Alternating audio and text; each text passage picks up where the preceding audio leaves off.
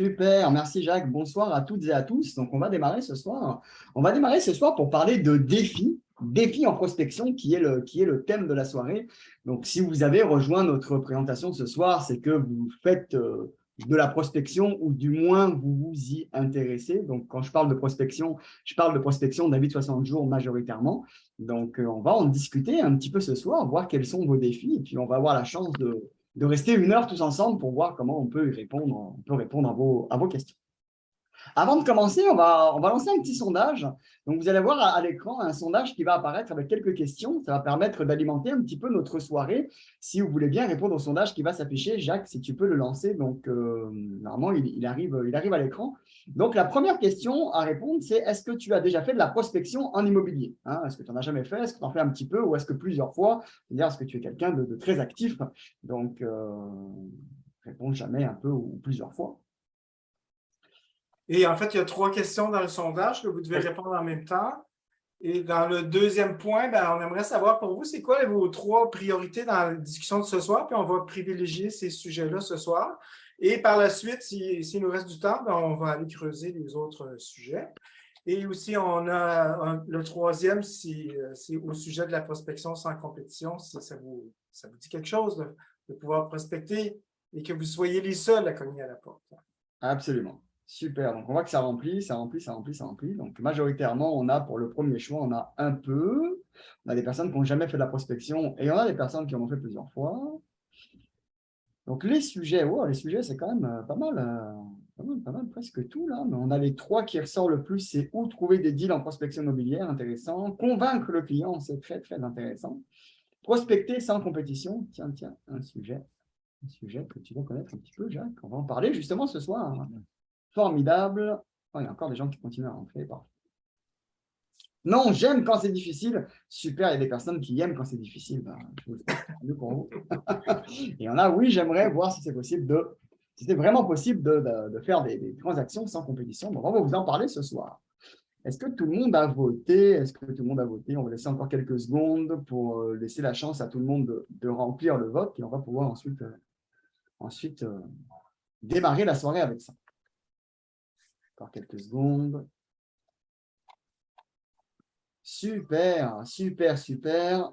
On va mettre fin au sondage et théoriquement, on va voir les résultats. Alors, je ne sais pas si si vous le voyez comme moi. Vraiment, vous devez voir les résultats au tableau, enfin à l'écran, pardon. Donc, on a majoritairement des gens qui font un petit peu de prospection ici dans la salle. OK. Les sujets qui vous intéressent, donc a priori, convaincre le client. Donc, convaincre le client de quoi? On va le voir un peu plus tard. Est-ce que c'est de nous vendre la maison ou du moins de faire affaire avec nous? Parce que c'est ça qui est important. D'accord? Et prospecter sans compétition, justement, ça va être étroitement lié. Moins on a de compétition, plus c'est facile de convertir nos clients. Et où trouver les deals en prospection. Donc, on va dire que ça va être les trois sujets majeurs, Jacques. On va les noter. Donc, C'est déjà noté. c'est déjà Donc, noté. je vais animer les sujets. En fait, je ne vais pas animer les sujets, mais je vais les nommer. Et puis, par la suite, s'il y a quelqu'un qui veut préciser le sujet, parce que c'est des sujets que vous nous avez proposés, alors on va discuter de ça. Alors, je pense que Super. le premier sujet, ça pourrait être justement, on avait convaincre les clients, mais où trouver des deals en prospection immobilière. Mais je pense qu'on va commencer par où trouver des deals, parce qu'avant de convaincre du monde, ce serait bien important d'en trouver. Absolument, Jacques. On va juste avant juste de commencer à entrer dans le vif du sujet, une brève de présentation de qui est le Carrefour Immobilier. Il y en a parmi d'entre vous qui nous connaissent, il y en a parmi d'entre vous qui investissent déjà avec nous. Il y en a parmi d'entre vous qui sont déjà des prospecteurs avec nous. Le Carrefour Immobilier, on a une mission, c'est qu'on aide les gens à garder chez eux. On aide les gens à garder leur maison, les gens qui ont reçu un début de 60 jours. Donc, on est une dizaine de collaborateurs, 60 investisseurs en tout, qui investissent avec nous. On est également prêteur privé avec un fonds de 10 millions. On fait plusieurs transactions par mois pour justement aider les gens à garder leur maison. Et puis, on a la chance d'avoir Jacques avec nous. Pour ceux qui le connaissent, Jacques est le pionnier au Québec de la location-achat, un des premiers à le faire depuis 2008. Donc, d'aider les gens à garder leur maison, c'était sa mission de départ. Moi j'ai été un élève pendant quelques années avec Jacques. Et puis maintenant, depuis quelques années, on collabore ensemble. J'ai tellement aimé la mission que je l'ai acheté. Donc, j'espère qu'on va pouvoir vous inspirer ce soir avec nos réalisations. Donc, voilà brièvement qui on est au Carrefour Immobilier. On va commencer tout de suite avec la session de questions-réponses. C'est pour ça que vous êtes là ce soir, hein, pour discuter un petit peu des sujets qui vous intéressent. Et Jacques, on pourrait lancer donc, le premier thème, hein, dont tu voulais parler. Ben, en fait, le premier thème que les gens ont choisi, c'est où trouver des deals en prospection immobilière. Alors, moi, j'en ai des réponses, là, mais je pense que vous aussi devez avoir des réponses. Où est-ce qu'on peut trouver des deals en prospection immobilière? Plein de façons, hein? D'ailleurs, il y a plusieurs façons. Alors, je vais vous laisser commencer. Qui veut casser la glace? Registre foncier. Registre foncier, où on peut trouver des deals en immobilier. Absolument. Est-ce que c'est quelque chose que tu utilises, Nabil? J'utilisais la plateforme qui extrait des données du registre foncier, qui est JLR. Excellent. Donc, c'est par abonnement mensuel. Et tout récemment, la plateforme Mon Prospecteur, qui est similaire à JLR, mais offre plus de fonctionnalités. D'accord. Excellent. Donc, les fonctionnalités sont différentes, mais l'ensemble de données est plus petit dans Mon Prospecteur.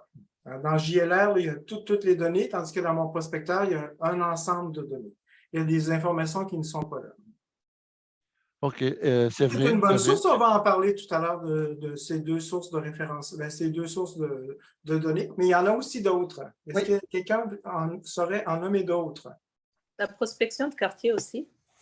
La prospection de quartier, ça veut-tu dire d'aller frapper aux portes? Qu'est-ce que ça veut dire pour toi? Frapper aux portes des maisons qui ne sont pas en bon état. Hein, quand on fait, des fois, on peut tomber aussi sur des deals sur des proprios aussi. Oui, tout à fait. Voilà. C'est vrai. On peut les trouver sur Internet du proprio et Kijiji Marketplace à la limite. Effectivement. Qu'est-ce qu'on a d'autre? Qui c'est qu'il y a d'autres idées pour trouver justement des deals? Les contacts, le réseau, bouche à oreille. Très bon, ce qu'on appelle chez nous les sources de référence. Les sources de référence, lorsque vous êtes identifié comme un spécialiste dans un domaine, donc vous devenez la personne de référence lorsque votre source est concernée par ce problème-là. Donc, les sources de référence, très, très bon. Mais je l'aime, celle-là, cette source de référence, parce que je vais vous faire une petite analogie. Quand vous voyez un prospecteur, c'est quoi vous voyez? Vous voyez la montagne, puis quelqu'un avec une petite pioche en train de piocher la montagne. Hein? C'est souvent ce qu'on voit. Ce qui veut dire que qu'à chaque fois qu'on veut trouver une petite pépite, à chaque fois qu'on veut trouver un deal, on prend sa petite pioche, on commence à piocher, puis on essaie de trouver des clients, on essaie de trouver des pépites. Tandis que quand on se met en bas de la montagne, on se met en bas de la source de référence, la source, en fait, tout ce qui arrive, c'est qu'on a de l'eau qui rentre toujours au moulin. On n'a pas besoin de piocher, on n'a pas besoin de faire tous les efforts, mais on a son réseau qui nous fournit des deals, finalement. Et je vous dirais que chez nous, la plupart des deals, ils viennent de cette façon-là, dans notre réseau de contacts, dans un réseau qu'on a développé au fil du temps. C'est long, par contre, mais une fois que c'est bien installé, ça vous permet de faire plein de transactions. Bon, une source de référence, c'est ce qui est le plus difficile à développer, c'est ce qui est le plus payant, mais ça prend des critères pour ça. Alors, imaginez-vous qu'il y a quelqu'un qui vous appelle, puis vous donnez une source de référence. Je ne sais pas moi, votre comptable, par exemple. Votre comptable, il vous dit est-ce que tu pourrais me référer des gens? Si vous y en référez, vous devenez une source de référence, puis si vous le faites régulièrement, vous devenez une source de référence importante pour lui. On est d'accord? Bon. Maintenant, pour que vous référez le client à votre comptable, qu'est-ce que ça prend, à votre avis? Qu'est-ce qui va faire que vous allez le faire ou vous n'allez pas le faire? De la volonté. Je ne me rappelle plus du prénom de Nathalie, mais… On a Tommy. Un bon service. Ça prend un bon service, d'accord? Oui. Tommy qui nous dit la volonté. On a, excuse-moi Nathalie, c'est ton vrai nom, c'est Pascal. Pascal, un bon service, c'est ça que tu dis? Un bon service, oui. C'est que le comptable donne un bon service, c'est pour ça que tu vas lui référer? Si je réfère mon comptable? Oui. Oui, c'est parce qu'il donne un bon service. C'est parfait. La confiance. La confiance. Ça, j'aime ça beaucoup, Guillaume. C'est exactement ça. C'est super juste, la confiance. Est-ce que vous avez d'autres arguments là, pour référer à votre comptable?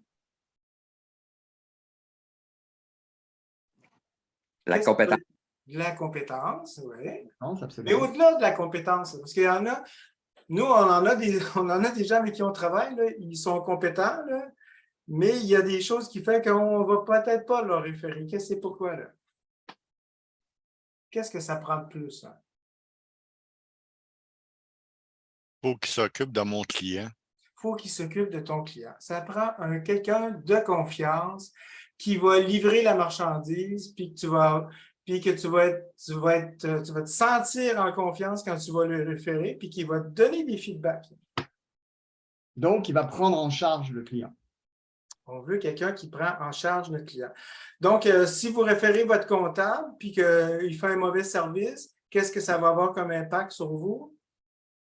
Ben, ça va tomber que vous avez donné une mauvaise référence, puis ça va vous impacter négativement aussi. C'est comme la chaîne avec son plus petit maillon faible. Quand il casse, ben, vous pouvez perdre une relation avec la personne que vous avez référée. C'est super important parce qu'une source de référence, si vous voulez être une bonne source, une excellente source de référence en immobilier, ben, il faut que les gens ils vous fassent confiance. Puis il faut que vous livriez la marchandise que vous dites que vous allez livrer. Comprenez? Fait que ça, c'est la partie la plus difficile. Une fois qu'on a développé ça, ben là, vous allez avoir des gens qui vont vous référer régulièrement des clients. Alors là, on a parlé d'une source, on a parlé d'où trouver des deals en prospection immobilière, on a parlé de logiciels, on a parlé de registre foncier, on a parlé de sources de référence, on a parlé de porte-à-porte. Est-ce qu'il y en a une cinquième idée que vous pourriez avoir ce soir? Où on pourrait retrouver des sources de référence? Peut-être la question de dire, c'est dans la même lignée de la source de référence, c'est que pourquoi est-ce qu'on enverrait une source de référence? Pourquoi vous référez une personne? On a donné il y a eu plein de bons arguments. Est-ce qu'il y en a encore d'autres? Un courtier immobilier. Un courtier immobilier. Je ne veux pas là, parler ou contre machin du courtier immobilier, mais il y a très peu de références qui arrivent de là. Il n'y en a pas beaucoup. C'est très, très difficile d'avoir des références. Hein. Que souvent, le courtier immobilier va avoir le mandat de vendre la maison, que pas vendre la maison à rabais comme vous voulez l'acheter. C'est un petit peu... son objectif à lui, c'est de vendre la maison le plus cher possible. Peut-être que c'est pas vraiment vous c'est pas vraiment une source de référence. Ça peut en être une, mais c'est pas vraiment l'ultime source de référence. Hein? Je vais vous en nommer une source de référence. Hein? Vous voulez que je vous en nomme une? Une bonne, une intéressante? Un syndic de faillite. Un syndic de faillite, ben, c'est une excellente source de référence. Mais avoir des références d'un syndic de faillite, je peux vous dire qu'il faut que tu attaches ta tuque avec de la broche longtemps, puis que tu sois très performant pour qu'il t'en donne, parce qu'il faut qu'il s'installe une extrêmement grande confiance. Puis qu'en plus, quand tu dis que tu vas faire quelque chose, il faut que tu livres. Que si il te fait confiance puis tu ne livres pas, la source de référence, elle se brûle. Alors, ils ont été souvent brûlés, ces personnes-là, et donc, ils ne réfèrent pas trop. Une source de référence importante pour vous, ça peut être aussi les courtiers hypothécaires. Mais là encore, c'est une autre chose. Ils sont beaucoup sollicités. Alors, quand vous arrivez là, il faut vraiment être solide. D'accord? Alors, les sources de référence, on va retourner dans les logiciels, si vous voulez. Est-ce que vous voulez qu'on discute des logiciels qui existent? Parce qu'il y en a plusieurs. Hein? Il y a Mon Prospecteur, il y a JLR, il y a Nominis, puis il y en a d'autres, j'oublie les noms là, actuellement. Là. Parce que moi, je ne les utilise pas. Il y a un autre QuickPotech aussi qui existe, qui permet encore, lui, d'aller chercher des informations ailleurs. Et puis, ben, il y a nous qui sommes en développement. On est en train de mettre en place un système pour identifier les clients qui ont un fort potentiel de conversion et qui aura zéro compétition. Alors, c'est pas mal ça qu'on travaille, nous, d'essayer de trouver des clients où il y a zéro compétition. Alors, quand on arrive dans les avis de 60 jours, les prises en paiement, les ventes sous contrôle de justice, ben, on sait qu'il y en a beaucoup moins aujourd'hui, comme les avis de 60 jours, les avis pour vente pour taxes, il y en a beaucoup moins, il y en a presque la moitié de moins. Alors, avec les logiciels qu'on a aujourd'hui, ben, ça fait qu'il y a beaucoup de compétition. Donc, quand vous allez sonner aux portes, quand vous allez frapper aux portes, ben, des fois, il y a un gros paquet de lettres où il y a plein de monde. Alors, c'est des bonnes sources, mais ça demande un travail demande un travail difficile. C'est pas facile de convaincre ces personnes-là. Est-ce qu'il y en a qui le font, cogner au pas, puis est-ce que vous vivez des problèmes en faisant ça? Ou c'est facile? Il y avait peut-être Carole tout à l'heure qui est. Ou Patricia, je ne sais pas laquelle des deux. Ben, moi, je l'ai déjà fait, là, Carole. Puis comment ça se passe? Ben, tu vas tranquillement. Disons, il faut que tu analyses un peu le client potentiel. Là. C'est sûr que tu n'arrives pas là en chaîne à jazz non plus. Il faut que tu paraisses bien et que tu aies un bon langage. Ça donne bien que je n'ai pas de chienne. Mais c'est ça. Le pire qui arrive, c'est qu'ils disent non. C'est le pire. Mais le mieux, c'est qu'ils nous disent. Ben, le mieux, comme l'autre jour, ça s'est parlé, ça s'est rendu parce que je cherchais le propriétaire. Puis le propriétaire a appelé un courtier qui me connaissait en ville. Puis le courtier m'a appelé puis il me l'a proposé. Là, c'est plus un deal, là, par contre. Là. Non, là, c'est plus un deal. Mais ça ouvre des portes. C'est bien ouvrir les portes, mais ce qui est important, c'est de trouver des deals. Hein. Tout à l'heure, on dit où on trouve des deals en prospection immobilière. Je trouve ça intéressant ce que tu nous mentionnes à partir du moment qu'il va y avoir un courtier immobilier dans la transaction. Là, le deal, il y en a moins.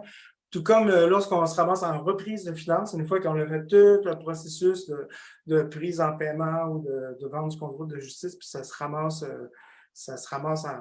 sur Centris en vente du contrôle de justice, ben c'est pas aussi intéressant. Ça va être vendu souvent le plein prix. On va revenir, Jacques, peut-être sur cette problématique qu'on est en train d'aborder. Il y a des personnes qui viennent juste de rentrer, donc juste pour remettre dans le contexte. La première problématique, c'est comment est-ce qu'on trouve des deals. C'est ça dont on est en train de parler. D'accord? Donc, comment est-ce que l'on trouve des deals? Est-ce qu'il y en a parmi vous qui veulent creuser ou complémenter la question, justement? Ben moi, là, j'en ai une autre idée. Je n'ai pas beaucoup, mais je l'ai une autre. Ben, il y a la publicité aussi sur Internet. C'est extrêmement, ça marche très, très bien, ça. Par contre, ça demande un effort considérable pour faire un bon site Internet, avoir des formulaires, faire le suivi, et puis avoir le bon message pour que ce soit les bons clients qui vous appellent, pas juste des gens qui vous appellent pour vous poser des questions. Alors, c'est super intéressant, mais il faut que ça soit très, très bien fait. Puis chez nous, c'est quand même une part importante de notre trafic qui arrive de cette façon-là. Absolument. Donc, qui aimerait creuser la question de trouver des deals? Est-ce qu'on a répondu en partie ou est-ce qu'il vous manque de l'information? Est-ce que vous voulez complémenter votre question? Est-ce que vous voulez être plus spécifique sur cette question-là pour trouver des deals? Est-ce que quelqu'un aimerait prendre la parole? Flora. Alors, Flora, on t'écoute. Donc, tu actives ton micro. Alors, ouais, vas-y. C'est pas plus pour trouver un deal, c'est plus trouver un deal avec moins de compétition. C'est ça. Je voudrais plus qu'on parle, enfin, je veux dire, qu'on élabore. C'est intéressant de savoir, mais alors, pourquoi est-ce qu'il y a la compétition selon toi? Parce qu'on accède tous aux mêmes, mettons, aux mêmes sources de référence, enfin, aux mêmes plateformes pour trouver les deals, et puis par la suite, donc, on se retrouve sur le même dossier en même temps. Donc, tout le monde sur le même dossier en même temps. Donc, admettons qu'on parle, on prend un exemple, un avis de 60 jours qui est publié sur une bâtisse. Il y a plusieurs personnes qui ont accès à cette information-là. Et il y a plusieurs personnes qui sont sur la même bâtisse à essayer de faire une transaction. C'est ça. Donc, quand on parle de faire une transaction sur ce type de bâtisse, ça veut dire quoi, selon toi, faire une transaction? C'est dans l'idéal, admettons que tu as trouvé une bâtisse, tu as trouvé un avis de 60 jours sur une bâtisse. C'est quoi ton intention derrière ça? Qu'est-ce que tu aimerais faire, toi? C'est aider essayer de faire une transaction dans le but de la personne selon ce qu'il veut. Donc, soit ce qui est possible aussi. Donc, mettons, si cette personne est éligible, s'il veut garder sa maison, qu'il est éligible, c'est bon. S'il n'est pas capable, c'est lui proposer donc la solution qui est la plus adéquate pour cette personne. Est-ce que toi, tu as déjà fait de la prospection? Est-ce que tu as déjà été confronté à ce genre de problème? Oui. Ok, excellent. Et alors, raconte-moi un petit peu comment ça se passe de ton côté. Tu dis, j'aime ça, tu dis ce qu'il veut le client, s'il veut garder la maison ou s'il veut vendre. C'est un très bon choix. Oui, généralement, ils veulent garder la maison, mais des fois, ce n'est pas possible. Ok. Alors, comment c'est quoi ton approche? C'est quoi la problématique que tu retrouves là-dedans? Tu as un client qui veut garder sa maison. C'est quoi ta problématique? Qu'est-ce que vous voulez dire par la problématique? Généralement, il n'est pas éligible pour garder sa maison. Mettons, s'il n'a pas été capable, mettons une personne qui n'est pas capable de payer son hypothèque, qui a des problèmes à payer ses taxes, en même temps, donc, qui a, mettons, les revenus, soit n'a plus d'emploi. Généralement, il a l'emploi ou il ne l'a plus. Il n'a pas été capable de payer tout ça avec ce qu'il touche et que généralement, donc, même s'il embarque avec un prêteur privé, ça va être encore plus difficile. Donc, des fois, on peut se rendre compte que cette personne n'est pas éligible. Mais je pense que Flora, tu as tout à fait raison. Tu as tout à fait raison. Quand ça se ramasse en avis 60 jours, il y en a déjà très peu. Là. C'est souvent, malheureusement, c'est souvent les clients qui ont passé par une autre phase, ils ont fait d'autres choses avant. Ils ne sont pas ramassés là d'un coup. Là. Ils ont essayé de faire d'autres choses. Et c'est là le message que je pense que Raphaël veut te passer, c'est que l'idéal, c'est de parler à ces clients-là avant qu'ils soient en préavis d'exercice. Là. Ah, OK. Avant qu'ils soient en avis de 60 jours. Parce qu'à partir du moment qu'on est avant cette étape-là, avec tout ce que ça concerne, là, toutes les étapes qu'il y a par la suite jusqu'à la reprise de finances, si vous vous mettez avant ça, est-ce que c'est publié? Est-ce que vous les voyez, ça, sur mon prospecteur ou sur JLR? Non, on n'a pas accès à cette information-là. Vous ne les voyez pas, ça? Mais pourtant, cette information-là est disponible. Mais elle est disponible, mais elle est cachée.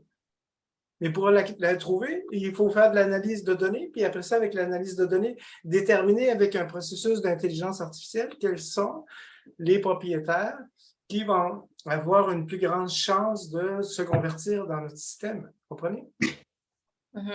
Fait que là, on passe du data. Hein, là, quand vous allez sur ces plateformes-là, vous avez du data. Avec mon prospecteur, vous avez un petit peu d'informations supplémentaires parce qu'on vous colle un petit peu d'autres choses avec ça. Mais si vous arrivez à un autre niveau, que vous arrivez à un niveau de connaissance, puis vous êtes capable d'aller contacter quelqu'un, puis d'avoir un taux de réussite plus grand, hein, je ne sais pas, quand vous allez cogner ou pas, peut-être vous allez faire une conversion sur 20. Là, ça m'étonnerait que ce soit beaucoup plus que ça, sinon vous êtes vraiment très bon. Mais si vous êtes capable avec une liste d'une dizaine dans Claude 3 ou 4, bien, vous augmentez votre efficacité, puis vous n'avez surtout pas de compétition. Et c'est plus facile à ces étapes-là d'aider les gens à conserver leur maison ou du moins de continuer à habiter dans leur maison. Alors, quand nous autres, on dit notre mission, c'est de garder les gens chez eux, ben, c'est soit par du financement ou c'est soit par un achat-rachat, comme on fait souvent, Raphaël et moi, on achète la propriété aux clients, on leur loue avec la promesse de leur revendre plus tard, ou encore ben, de leur faire un plan de vente de la maison, soit par du financement privé encore avec quelque chose qui est prévu, ou tout simplement, ben, peut-être que c'est ça que vous voulez, mais acheter leur maison. Vous comprenez? J'aimerais juste complémenter une question pour Flora, parce qu'il y a un élément qui manque et j'aimerais juste bien le comprendre.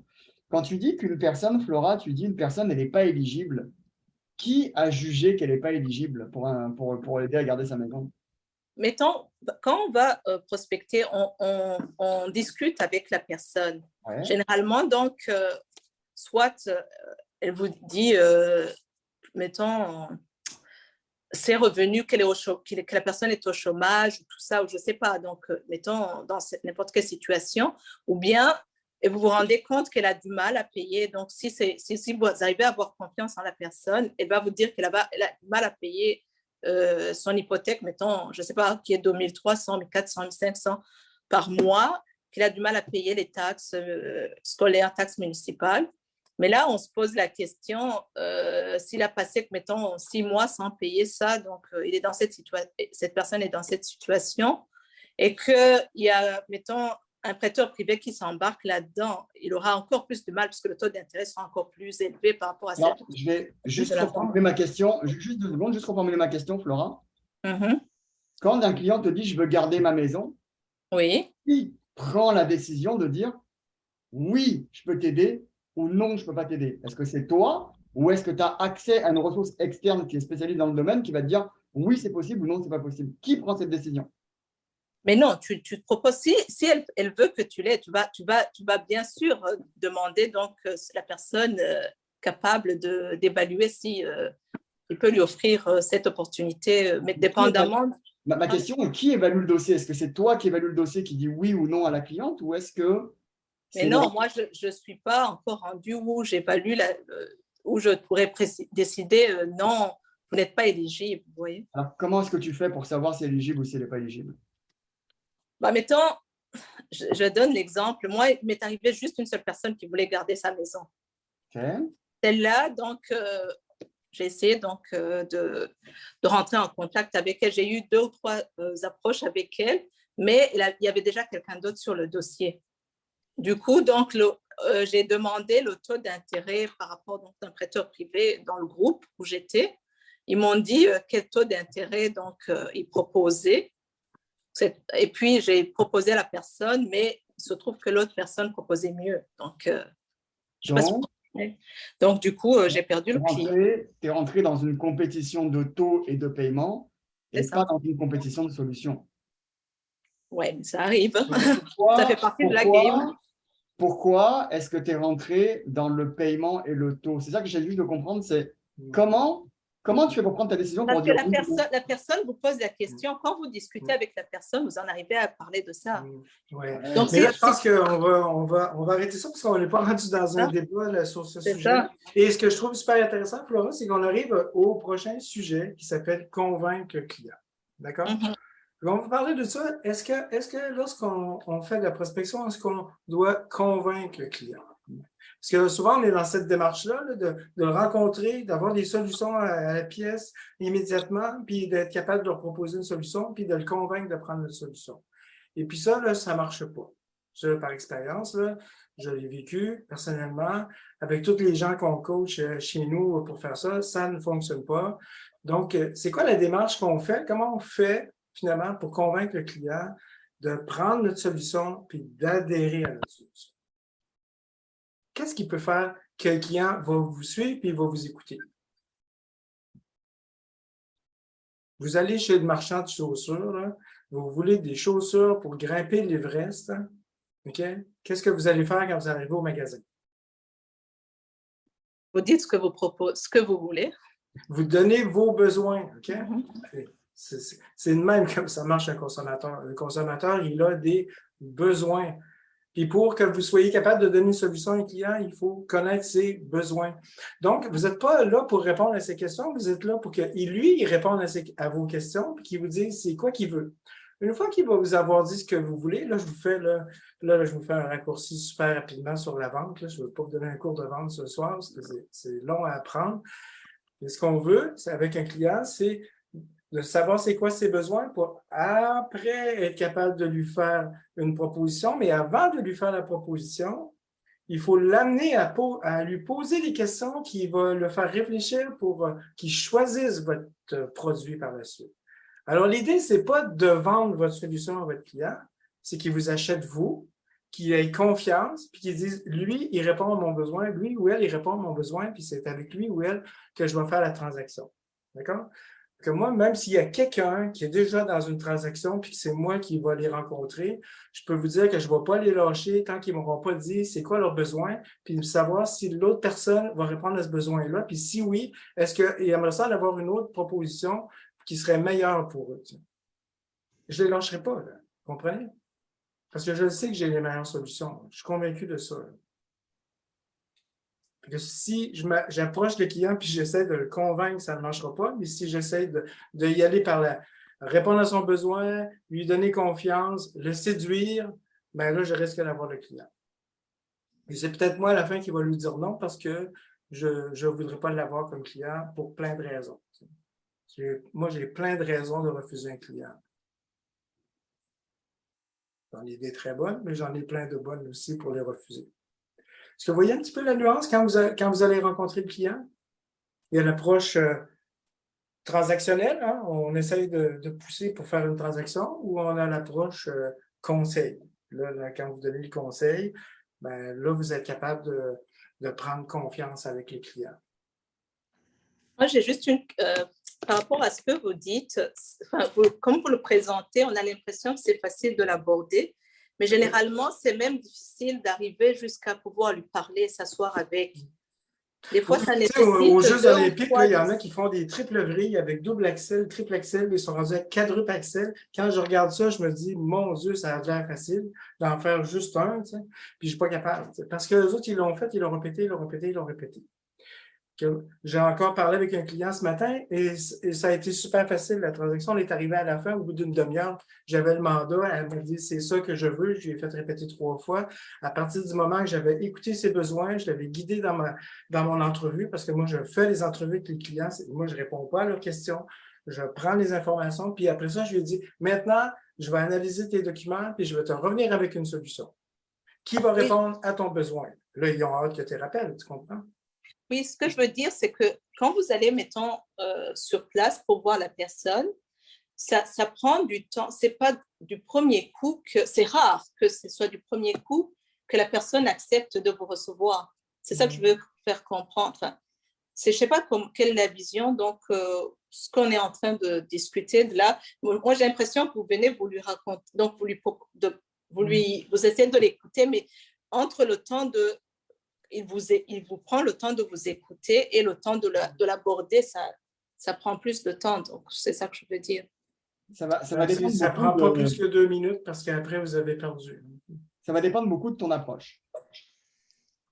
Si en 2 minutes, tu ne l'as pas convaincu, tu as perdu. Et de ton intention. Et justement aussi du message que tu vas utiliser. Est-ce que l'approche se fait en personne ou à travers le téléphone ou à travers, c'est ça? Si demain, toi, tu as un avis de 60 jours et que tu es menacé de perdre ta maison, tu aimerais être abordé comment? En personne, c'est sûr. Donc, tes clients, certainement aussi. Ils te ressemblent, Flora. Pardon? Tes clients te ressemblent. Les clients, c'est des humains aussi. Oui, je suis d'accord. Mais mettons, le moment où vous vous rendez chez lui, ça ne se fait pas de même. Je veux dire, je ne sais pas. En tout cas. Mais en fait, il faut analyser le dossier, il faut être prêt.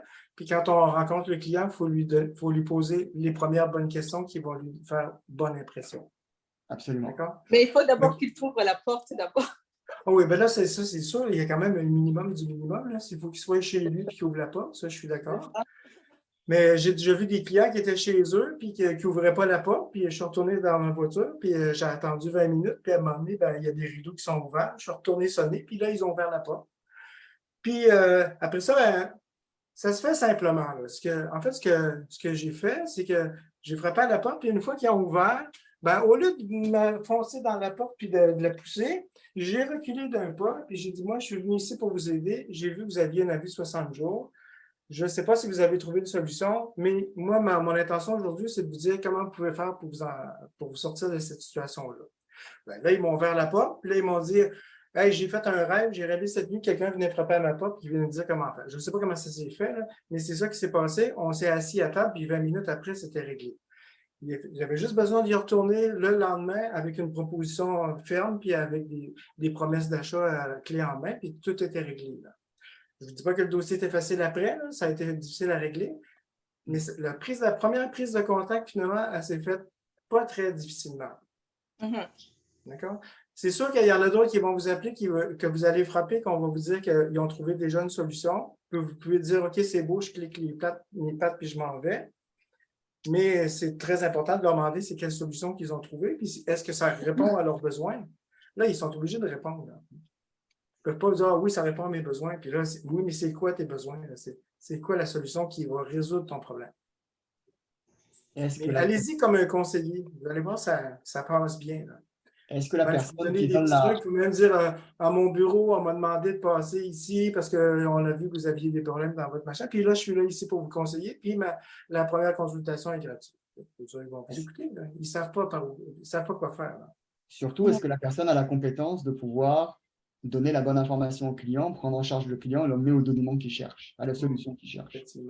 C'est comme si demain, vous demandez l'avis à votre beau-frère et l'avis d'un médecin spécialiste.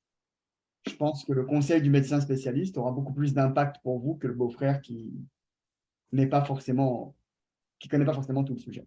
Jacques, on va juste faire un petit aparté maintenant parce que il est 18h30, on a prévu 18h40 même, on a prévu à peu près 1 heure cet événement, donc on ne va pas pouvoir répondre à toutes les questions.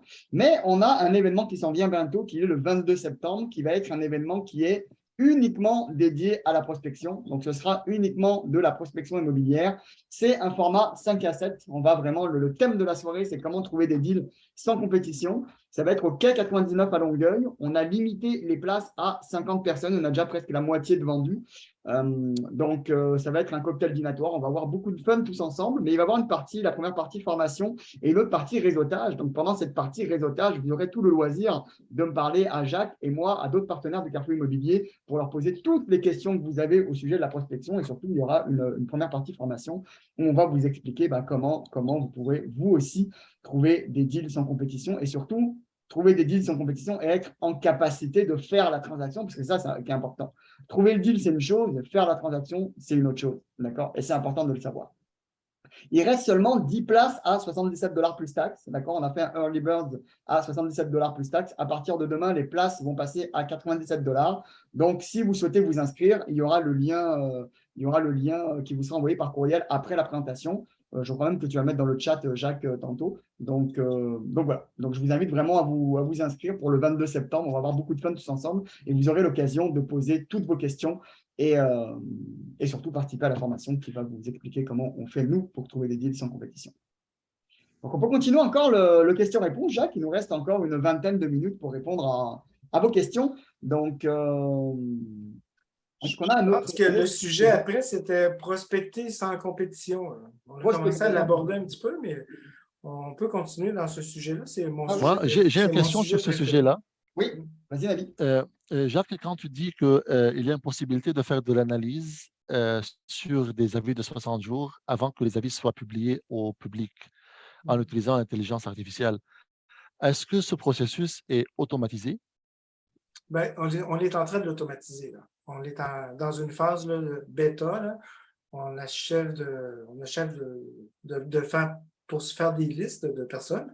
Puis avec ces listes-là, nos prospecteurs ils vont recevoir des listes avec le nom des personnes, la situation, les antécédents, puis les probabilités de clore quelque chose. Puis avec le type éventuellement, là, vous allez même être capable d'aller avec l'application puis d'aller chez le client puis de lui faire une offre sur le champ. Là, mais on sait déjà, on va savoir beaucoup de choses. On va savoir les comportements bancaires, ce qui se passe dans le compte de banque, le crédit, on va savoir plein de choses.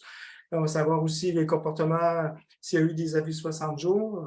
On va savoir aussi c'est quoi les montants des prêts, la valeur de la propriété, puis les revenus des personnes. Et donc, on va savoir beaucoup d'informations, mais quand on va aller les voir, on va tellement savoir que les clients ne pourront pas nous échapper. Là. Donc, l'information sera complète sur cette nouvelle plateforme. On n'aura pas besoin de chercher l'information ailleurs. C'est ça. Alors, on va le faire en version bêta chez nous, on travaille avec nos prospecteurs avec ça. Et je ne pense pas que par la suite, ce soit de l'information qu'on va vendre. Ce n'est pas vraiment notre invention. L'intention, ce n'est pas vraiment de faire un logiciel qu'on va vendre de l'information, mais plutôt un logiciel qui va nous permettre de cibler la clientèle chaude, la clientèle qui n'aura pas de compétition. Puis je vous promets qu'il n'y a pas du tout de compétition. Il n'y a personne qui les aura appelés, ces personnes-là, parce qu'ils ne sont pas rendus dans le processus standard là, que vous connaissez aujourd'hui, qui permet qui commence finalement quand on envoie un avis 60 jours. Vous comprenez? Comme on n'a pas accès au bureau de crédit, ben, on a accès à d'autres informations qui nous permettent de les identifier.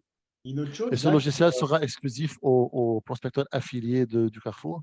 En tout cas, la première version, ça ne sortira pas de chez nous, ça c'est certain. Hein. C'est compliqué de mettre quelque chose en place avec une plateforme. C'est une plateforme comme nos prospecteurs, ça demande beaucoup de travail et tout. Hein.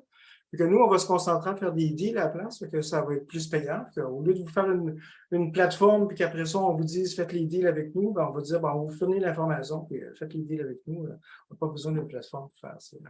On va être capable d'identifier par secteur les types de clients qui ont un comportement susceptible de se convertir. On a commencé à faire des tests, on a fait les recherches manuelles, puis ça fonctionne quand nos prospecteurs ils vont chez les clients, ben, il y a un taux de closing qui a été multiplié par 3, puis les transactions se font facilement. Juste pour complémenter, Nabi, pour comprendre la psychologie du client, avant qu'il reçoive l'avis de 60 jours, c'est pas le premier jour où il y a un défaut de paiement qui reçoit l'avis de 60 jours. Il se passe un délai entre le moment où il arrête de payer et le moment où il reçoit l'avis de 60 jours. Mais il faut se mettre dans la tête du client, il faut se mettre dans les bottes du client. Si je vous le souhaite à personne, mais si demain vous êtes dans cette situation, j'ai fort à parier que entre le moment où vous arrêtez de payer et le moment où l'avis de 60 jours va arriver dans votre boîte aux lettres, vous allez vous débattre dans tous les sens pour trouver des solutions pour garder votre maison. Donc, c'est à ce moment-là qu'il faut être en capacité de capter le client. Petite question, est-ce que ça arrive donc quand le client est déjà au courant qu'il va avoir des problèmes par rapport à sa maison? Non. Il ne sait pas encore. Non, Il ne le sait pas encore. Il ne Par sait contre, pas encore. il va chercher des solutions. Ça veut dire que, toujours pareil, mais c'est Flora qui parlait, ouais. Flora, Oui, mets-toi oui, dans la parce que tête de ton client. Imagine que demain, je ne te le souhaite pas, mais demain, tu es en défaut de paiement sur ton prêt hypothécaire. D'accord? Et que tu arrêtes de payer, là, tu vas chercher des solutions. Tu vas chercher à te refinancer, tu vas chercher à trouver de l'argent, tu vas taper des mots sur Internet, tu vas te bouger, en fait, pour essayer de trouver une solution. Et si tu es dans la bonne cible et dans la bonne niche, bah là, tu vas pouvoir capter le client avant même qu'il reçoive un avis de 60 jours. On a eu le cas cet été avec Jacques, on a acheté plusieurs maisons, on fait plusieurs transactions par mois au passage. On sauve beaucoup de maisons, mais la dernière en date, on a eu le client, on a eu le mandat, on a réussi à sauver le client. Il n'avait pas encore reçu son avis de 60 jours. Mais sauf qu'on l'a capté au moment où il commençait à tomber en défaut de paiement parce qu'il cherchait des solutions. Il cherchait à se refinancer, il cherchait une solution pour pouvoir garder sa maison. Merci. Parce qu'avant que la banque vous mette en avis 60 jours, là, c'est pas instantané. Là, ça prend déjà des retards. Là.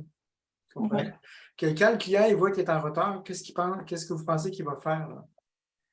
Il y a ceux qui ne font rien, puis que vous allez avoir à la fin avec un avis 60 jours, puis que vous allez essayer de convaincre, puis qu'ils vont tout nier, puis qu'ils ne vont même pas vous ouvrir la porte, puis ils vont vous dire il n'y a pas de problème, tout va s'arranger. OK? La pensée magique. Hein? Et ceux-là, on n'en veut pas. Je les ai pas au départ.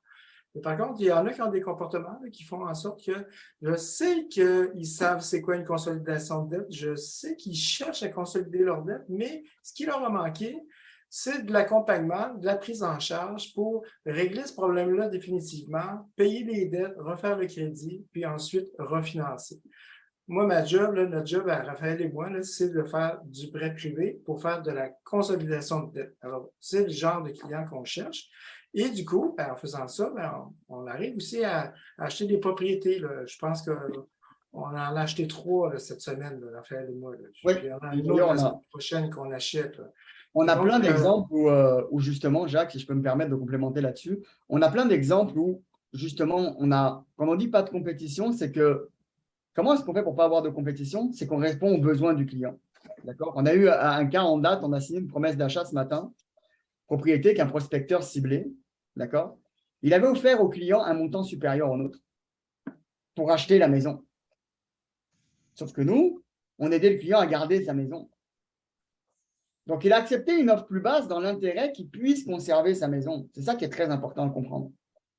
Donc, plus vous oubliez vos objectifs personnels et vous vous concentrez sur l'objectif du client et vous concentrez sur régler son problème à lui, plus il va être à même de vous écouter et il va vous faire confiance. La clé, en fait, elle est là-dedans.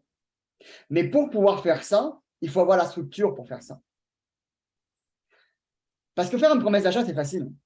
Être en capacité d'acheter la maison, consolider la dette, redresser le crédit et ramener le client à la banque, c'est un autre travail. Et ça, votre client va le sentir si vous êtes en capacité ou non de le faire. Et c'est la raison pour laquelle il va faire affaire avec vous ou faire affaire avec votre compétiteur. Donc, pour profiter, vous aussi, de pouvoir faire des transactions comme celle-ci, il est très important de vous entourer de spécialistes qui sont capables de le faire. Nous ou quelqu'un d'autre, mais on n'est pas 50 000 à le faire au Québec. Et je pense être aussi structuré que nous. Il n'y en a pas beaucoup qui sont au Québec à faire ça. D'accord? Donc, la meilleure recommandation que je puisse vous donner, c'est de vous entourer de spécialistes qui sont capables de prendre en charge le client, de l'aider et de l'emmener jusqu'au dénouement. Que ça profite au client, que ça profite à vous et que ça profite aux spécialistes. C'est ça la clé du succès.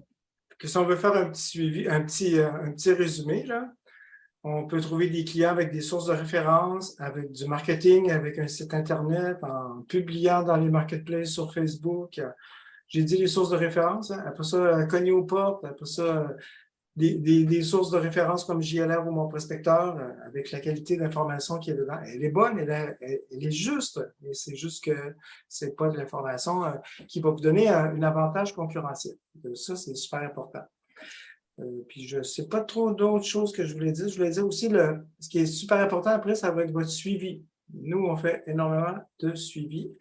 Et même qu'on a mis en place depuis l'année dernière un logiciel de suivi. Alors, on sait quand le client, quel article il a lu sur le site Internet, qu'est-ce qu'il a fait, qu'est-ce qu'il a visité, la fréquence qui est venue, est-ce qu'il a ouvert les courriels, est-ce que la liste de courriels par la suite qu'il a envoyé, il va le convertir. Alors, ce qui va arriver, c'est que des fois, après 10, 12, 15, 20 communications qu'on aurait avec le client, il va nous revenir. Là, c'est nous qui va appeler.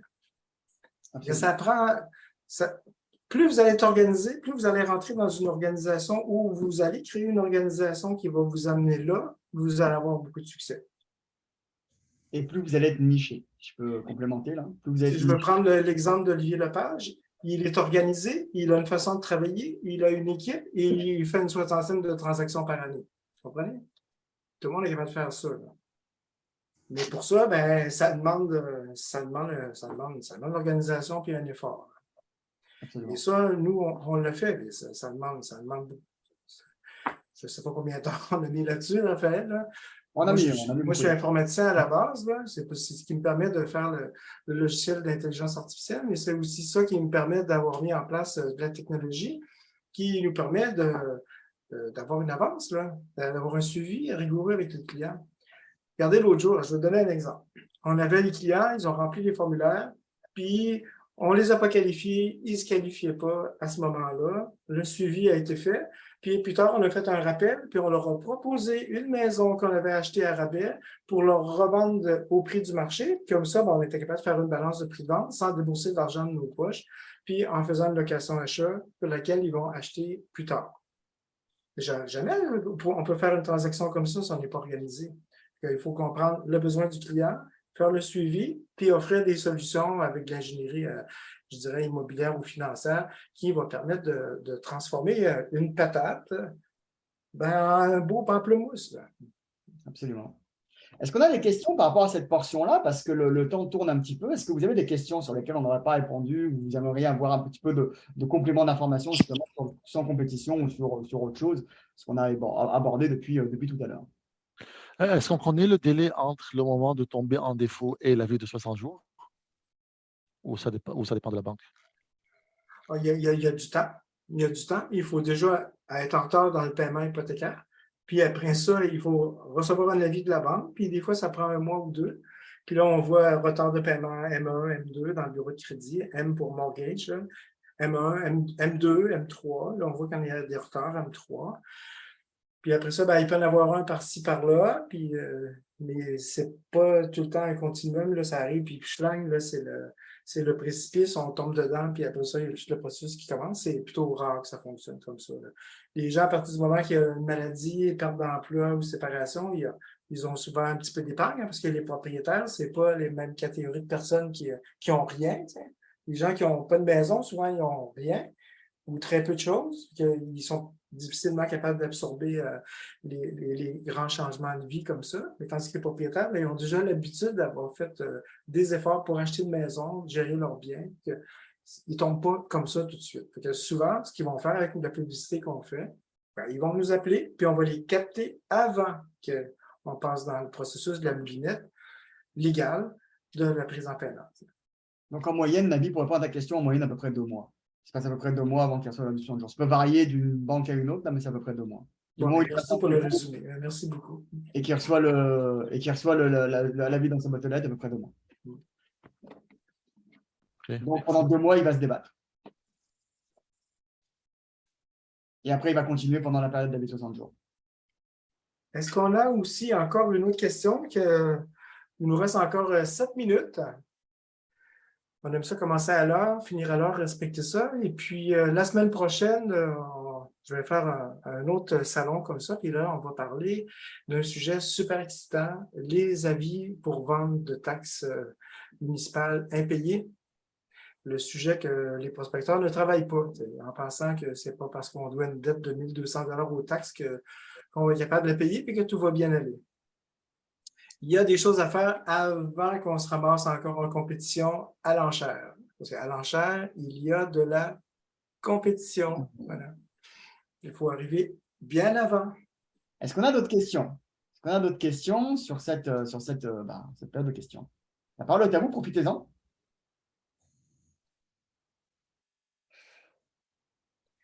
Est-ce que François, il conduit dans l'espace, lui? Oui, il doit conduire dans l'espace, on dirait. Je suis sûr qu'il conduit dans l'espace. Peut-être une question au prospecteur d'expérience dans le groupe ici. Si un client, il te reçoit, mais il te ferme la porte parce qu'il présume qu'il a une solution en tête et tout va se régler. Mais on sait qu'il ment. On a l'impression qu'il ment. On a les données qui disent qu'il ment. Mais il ment dans notre face. Est-ce qu'il y a, je ne sais pas, une stratégie pour contourner ça? Quand on est certain que c'est un menteur? Tu vas difficilement dire à un client que tu es un menteur, tu n'as pas de solution. Effectivement. Tout est dans l'approche.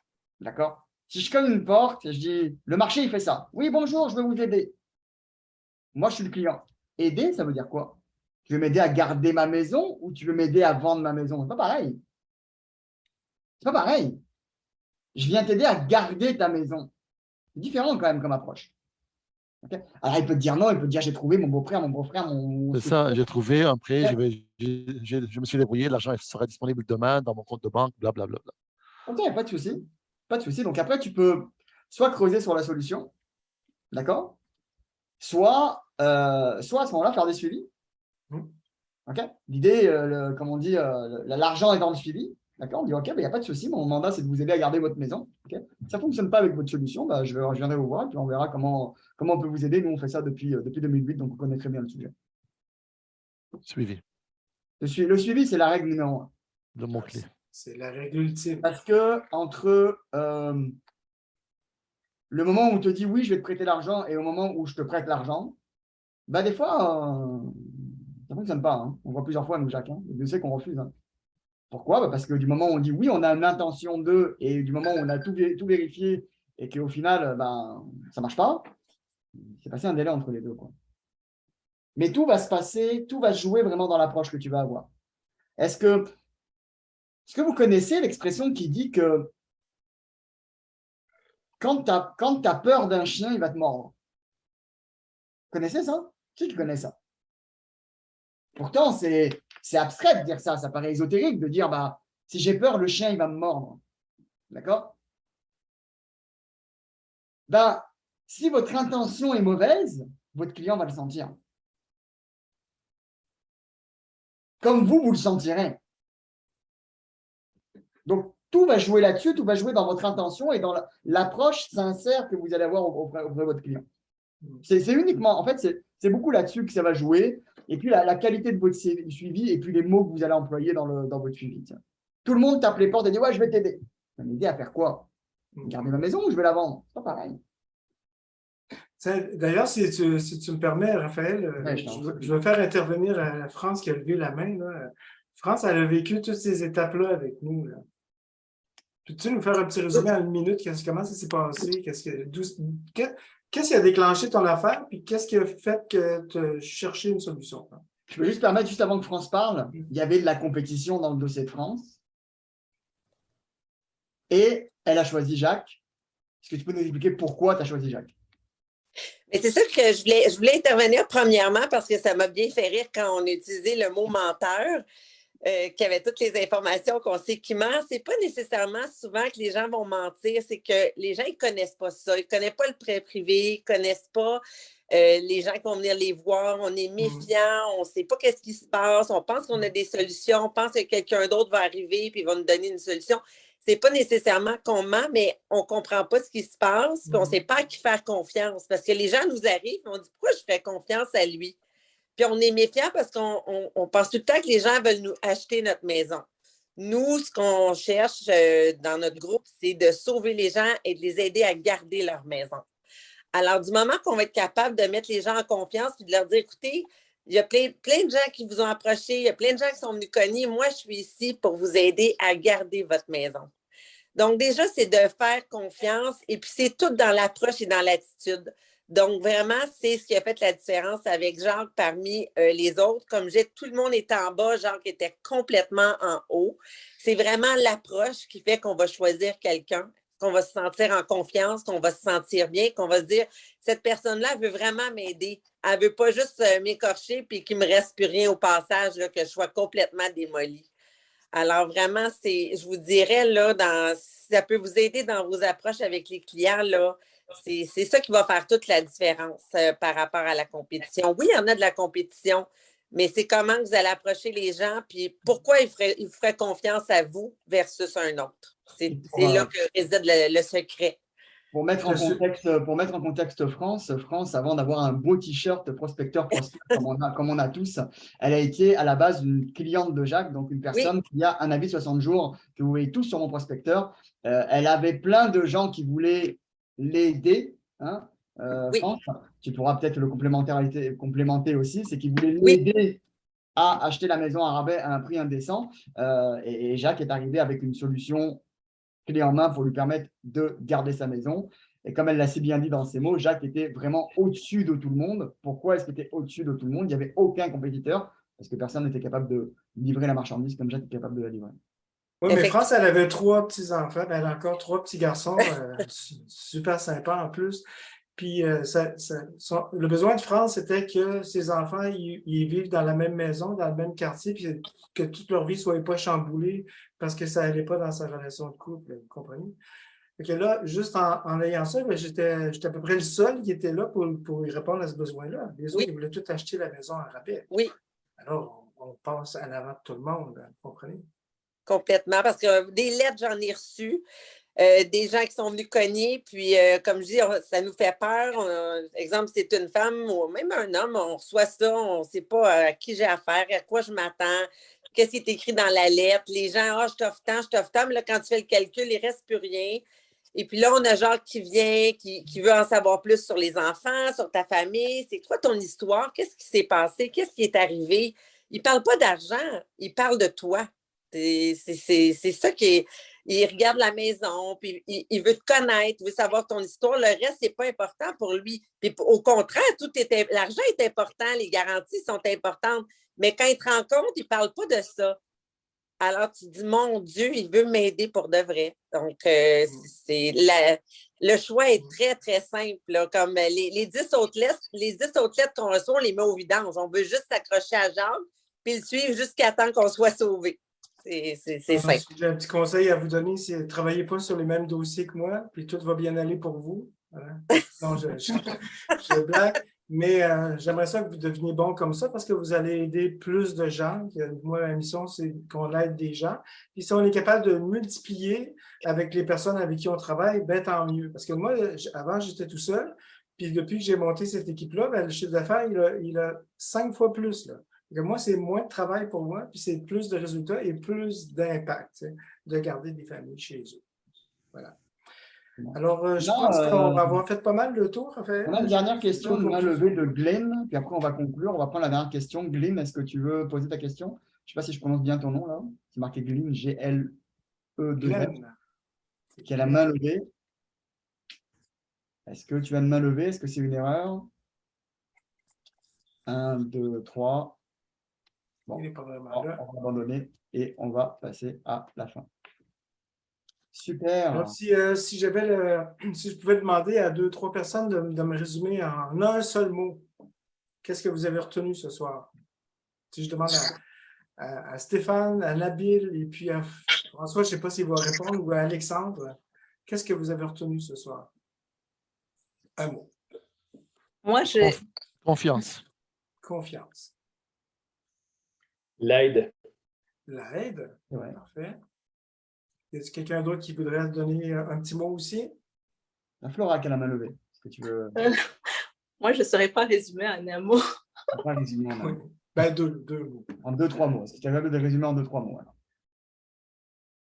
2 mots, donc enfin 3 mots. Mettons que j'ai une autre façon de voir les choses. Tu peux, tu as le droit. Tout à fait. Non, c'est super. j'ai eu une autre façon de voir les choses, surtout avec le témoignage de la dame. Allez-y avec des bonnes intentions. Hey, je vais vous raconter. Allez-y, Florent, qu'est-ce que vous vouliez dire? Je vais te faire une autre anecdote, là, c'est super. Moi, ce que j'ai compris, c'est qu'on a une vision erronée comme quoi si on n'est pas capable de payer son hypothèque, c'est comme si on n'était plus capable d'avoir une solution pour garder sa maison. C'est ça. Effectivement. Oui. C'est vrai. Ça, j'appelle ça les pensées. Là. Les pensées que vous avez, là, ça peut vous tuer dans vos transactions parce que ce n'est pas vraiment la réalité, c'est la perception que vous avez. Je vais te donner un autre exemple, Florent. Un jour, je suis allé chez quelqu'un.